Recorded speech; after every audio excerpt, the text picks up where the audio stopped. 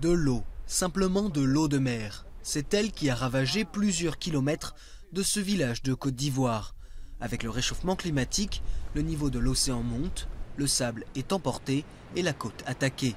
Pour les pêcheurs, la vie est de plus en plus dure.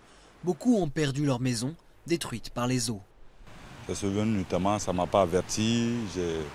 Une nuit comme ça, j'ai senti des vagues qui frappaient. Et là, j'ai eu seulement le temps d'évacuer ma petite famille. Et puis bon, je n'ai eu que les yeux pour constater le dégât.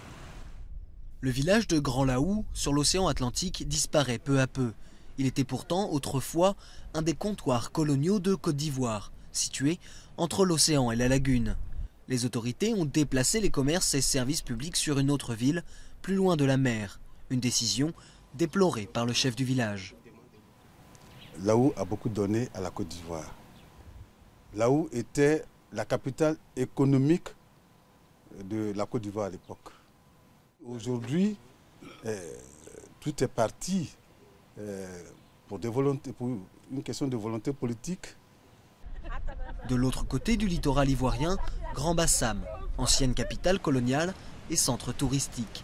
Un bijou architectural lui aussi menacé.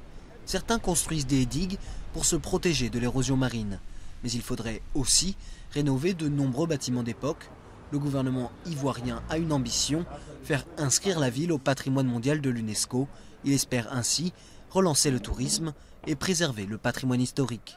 Pour la Côte d'Ivoire, voir une de ces villes historiques inscrites au patrimoine mondial de l'UNESCO, c'est pour ce pays qui sort d'une crise un signal important à sa communauté nationale et internationale et aussi donner d'autres ressources touristiques, économiques à cette ville.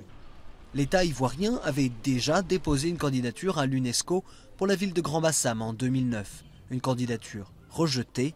Cette fois, le gouvernement a peaufiné son dossier et espère l'emporter.